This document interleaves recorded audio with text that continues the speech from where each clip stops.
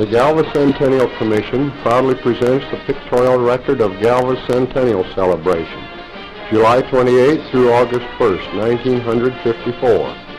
Like the entire celebration, this film was produced locally, with Theodore W. Briegel and Leon H. Best as cameramen.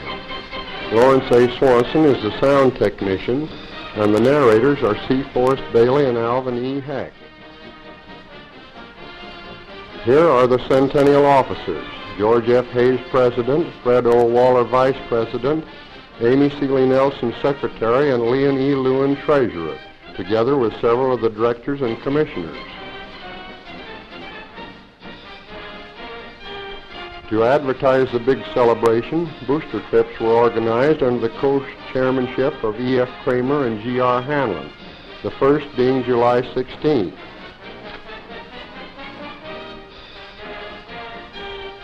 At Victoria, George Hayes, Centennial President, makes the first talk.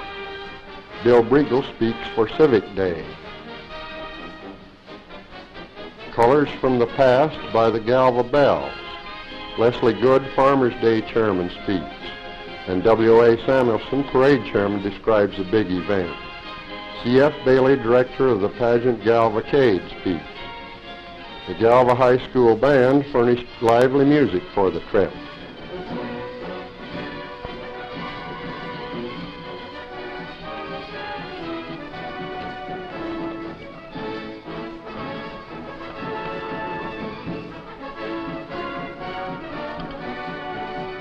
The next stop was Watauga. The sound truck was in charge of Lawrence Swanson with Alvin Heck, announcer. Here is Peyton Dexter, Chairman for Youth Day.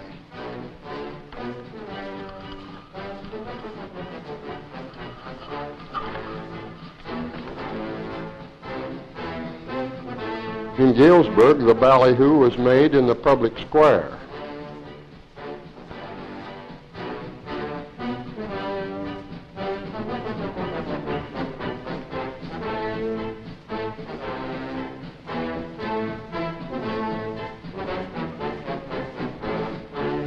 At Knoxville, a lunch stop of an hour was made. Wayne Nordstrom, former Galva High School band member, directs a number. The next stop was Williamsfield.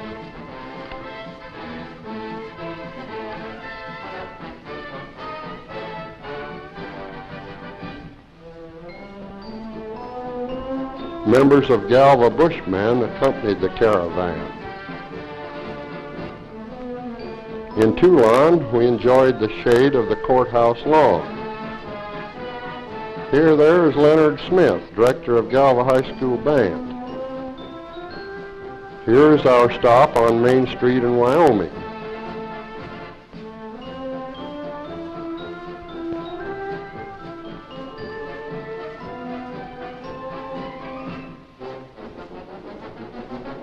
The Kewanee Clown Band furnished music for the second booster trip, July 21st. This is Geneseo.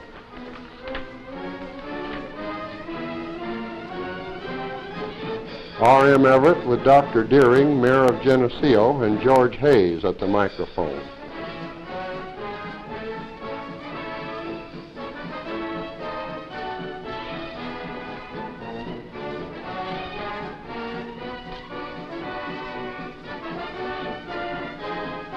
Here we are in Buda.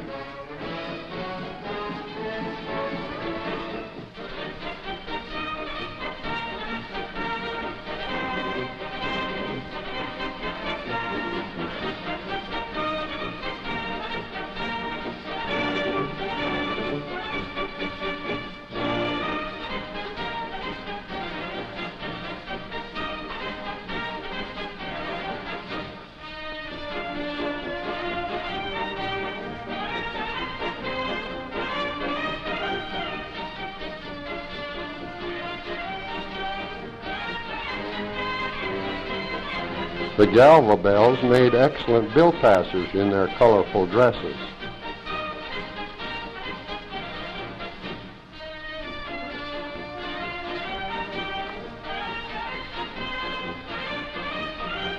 The last stop of the day was at Kewanee, and Galva's greatest advertising project came to a close.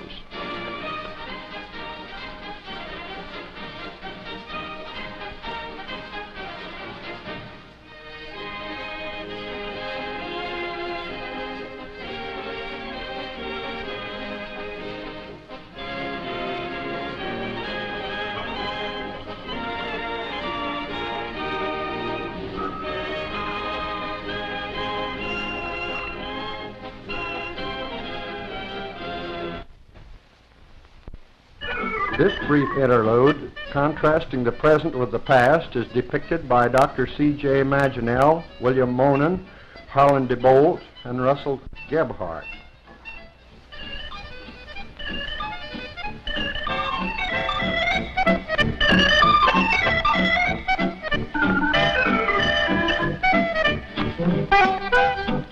The Burlington Zephyr of today is a far cry from the first wood-burning locomotive to steam into Galva 100 years ago. The belle of the 1800s is portrayed by Mrs. Rebecca Best Ovitz. Escorted by her entourage, Rebecca is to be taken for a drive in the conveyance of yesteryear.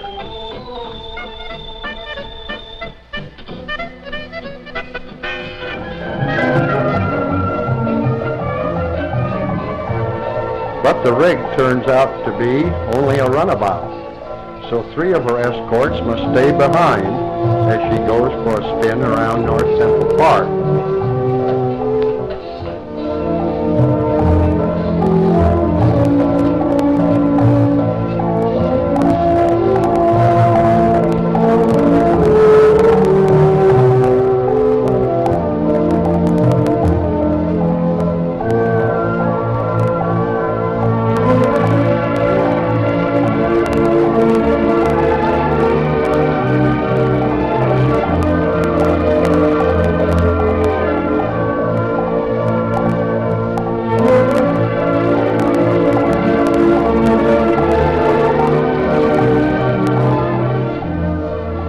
Stopping en route to read the big sign announcing Galva's forthcoming Centennial celebration. The first day of the celebration, July 28th, was Youth Day. Chairman Peyton Dexter and his committee presented a full day for the youngsters with a baby show, ball games, free acts, balloon ascension, carnival rides, and a teenage dance in the evening.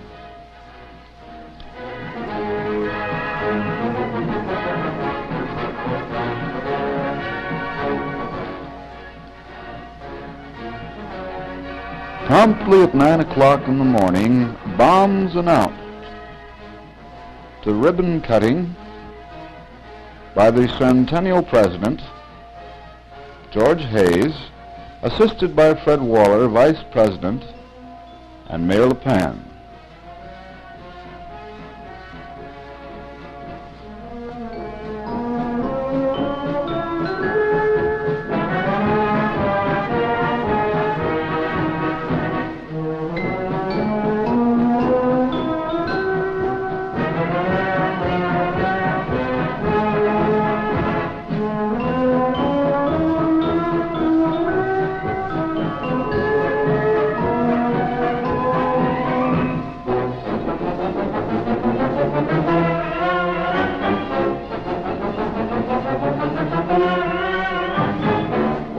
The parade was the highlight of the day, with dozens of colorful and novel entries.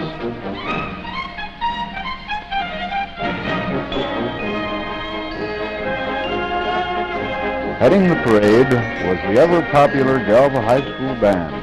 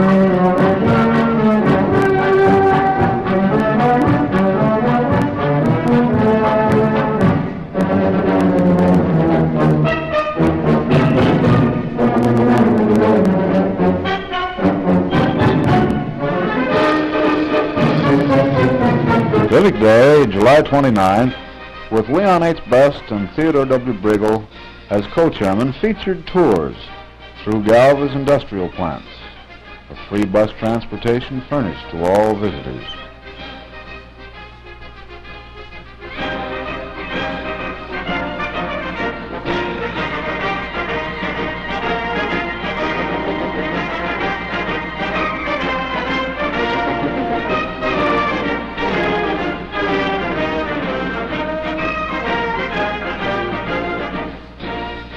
John A. Best & Sons factory, which makes a complete line of display equipment for floor covering. Also a line of water pumps.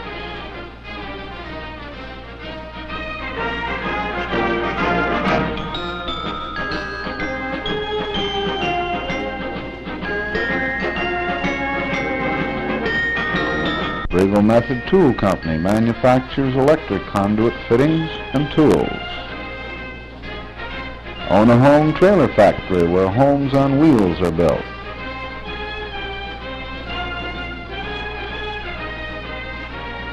The Galva Creamery Company's main plant in Galva. The Dixline Company manufactures casket hardware.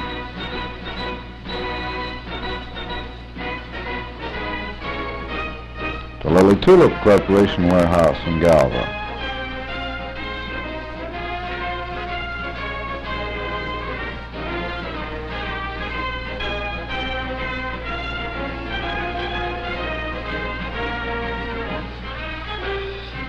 The Galva Foundry Company, commercial castings.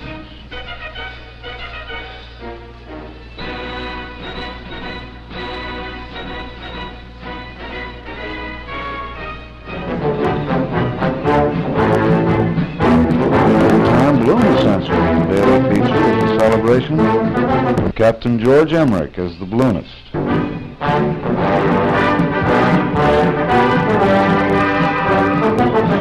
Bag filled with hot air will rise approximately 2,000 feet.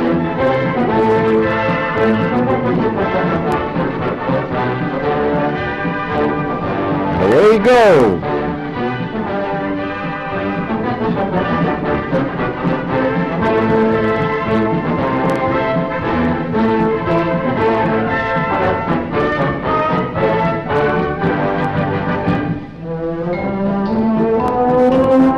And the parachute jump.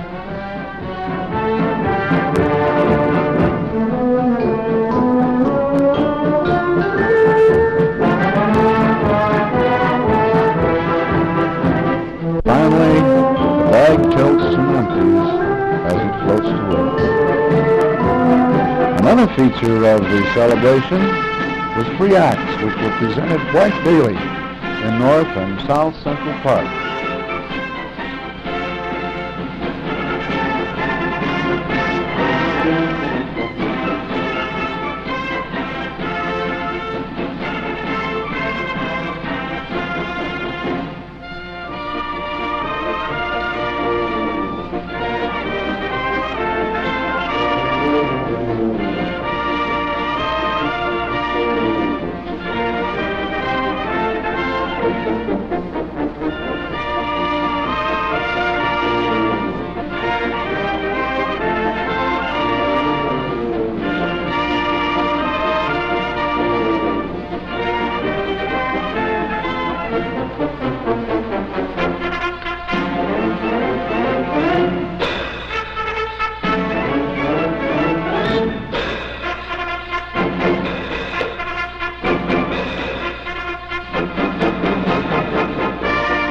Here are the finalists in the Centennial Queen Contest.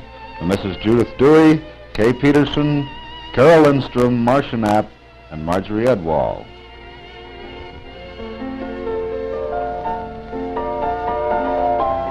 The Grand Centennial Ball was held at the Armory the evening of July 29th.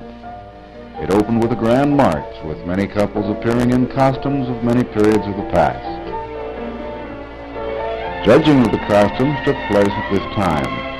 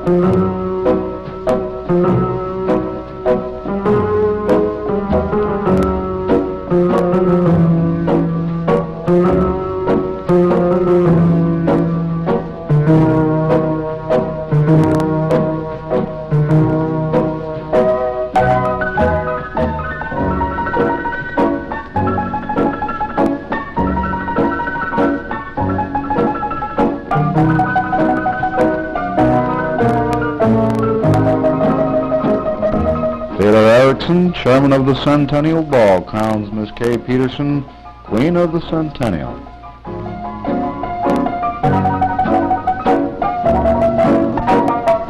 And here's the Queen in her court of honor.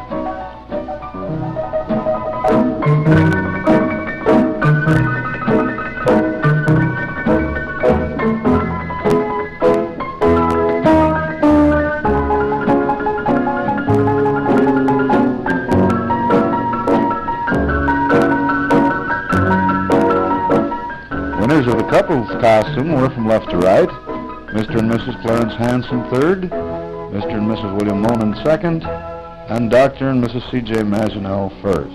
Women's winners were first, Miss Sharon Miller, number 7, second, Mrs. Gerald Quanstrom, number 5, third, Mrs. Richard Edwards, number 14. Men's winners were from left to right, first, Leon Erickson, second, Harlan Hawks, and third, James Maginell. A gala crowd of 1,000 couples danced to the music of Blue Barons Orchestra and brought the close of the second day of the celebration to a happy close.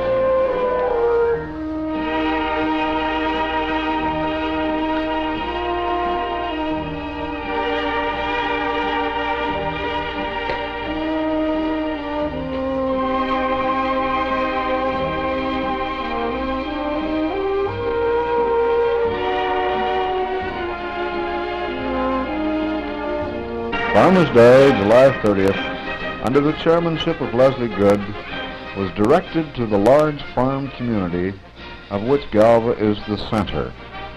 Many events of special interest to our rural neighbors were featured. The F.U. White School was given over to hundreds of historical exhibits with E.L. Benson as chairman.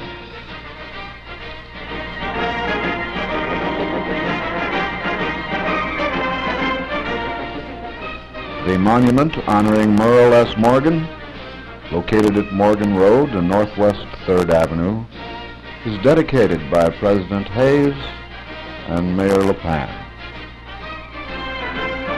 This is the hospitality tent, located in Wiley Park, where many old friends met for a quiet hour of reminiscing.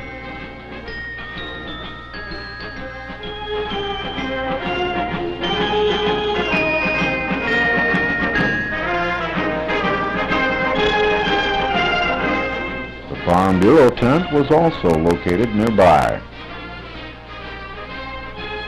The Farmers' Day program was held in Wiley Park in the afternoon.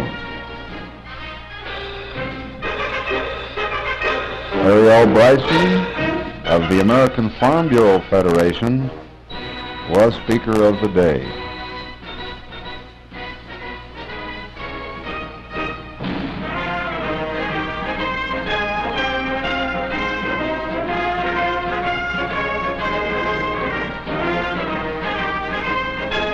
The Centennial Pageant Galvacade is narrated by Alvin E. Heck, principal of Galva High School. The years rolled back to the era before the white man. The prairie land was the unchallenged domain of the Indian tribes. They roamed where they pleased in search of wild game and built their villages where advantages were natural.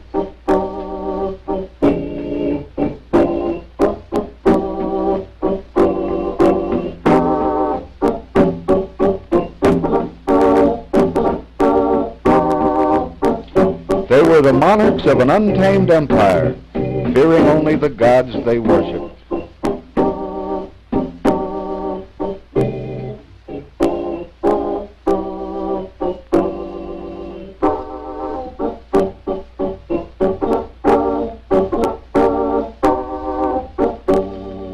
Jimmy Bonham was the first settler, a native of Maryland and a bachelor. He was a man of good judgment.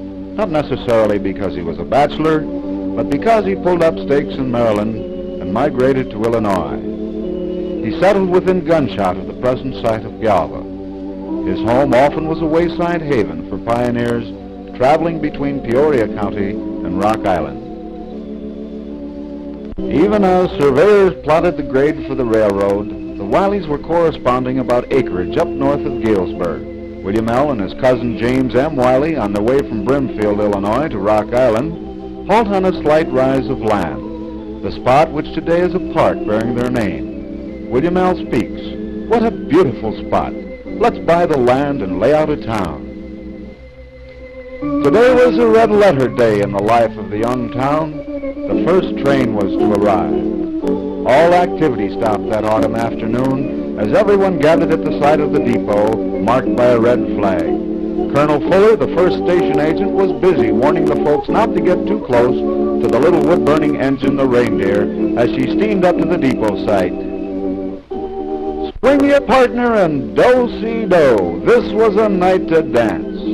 They all joined in a hoedown that night, blissfully unaware of the tragedy which was to strike Galva.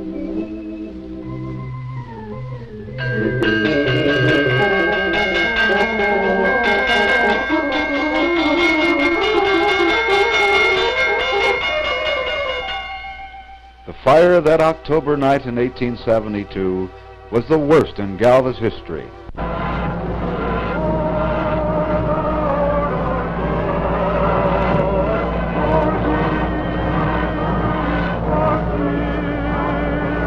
The Gay 90s Review.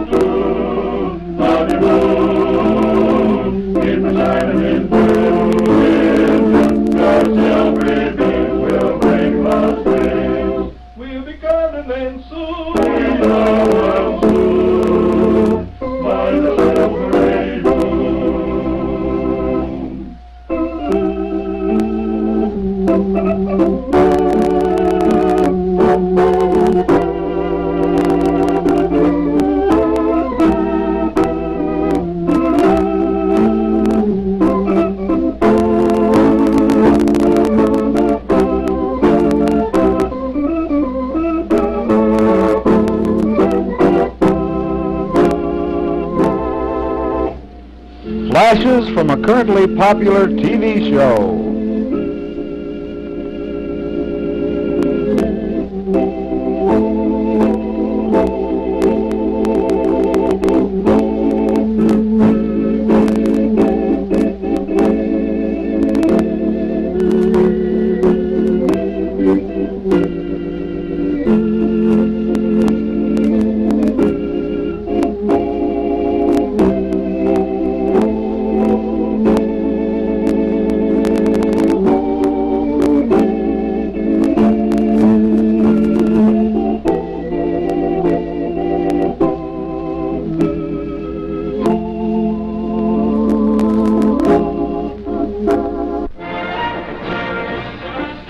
The big parade was organized by the Lions Club of Galva, with W.A. Samuelson as chairman.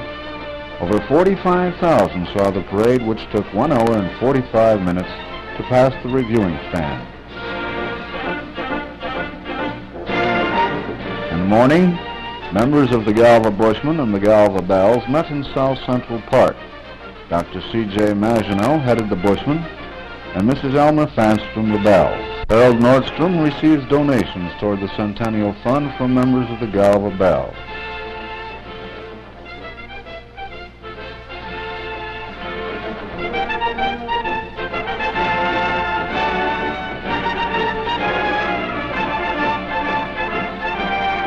"1,000 joined the Bushmen, 86 of which entered the several classifications of the beard growing contest.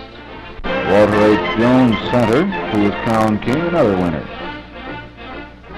Led by Chief of Police Charles Wheelhouse and Sergeant Franklin Kranz of the State Highway Police, the parade moves promptly at 3 o'clock.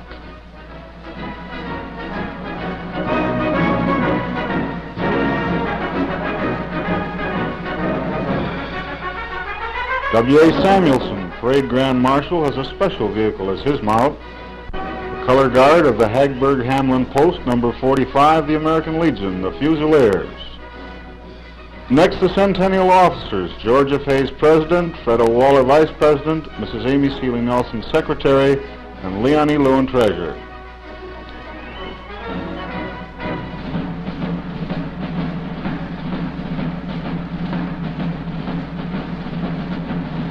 Mayor Donald R. LePan and members of the City Council. The ever-popular Galva High School Band, directed by Leonard A. Smith.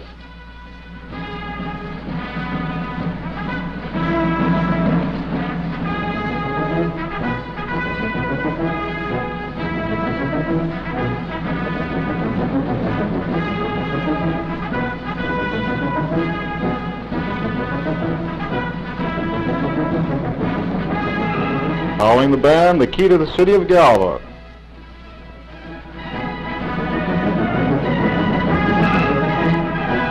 The former mayors of Galva, W.O. Houghton, A.H. Johnson, C.P. Reiner, D.J. Best, and H.C. Mello. The Centennial Queen, Miss Kay Peterson, and her attendants.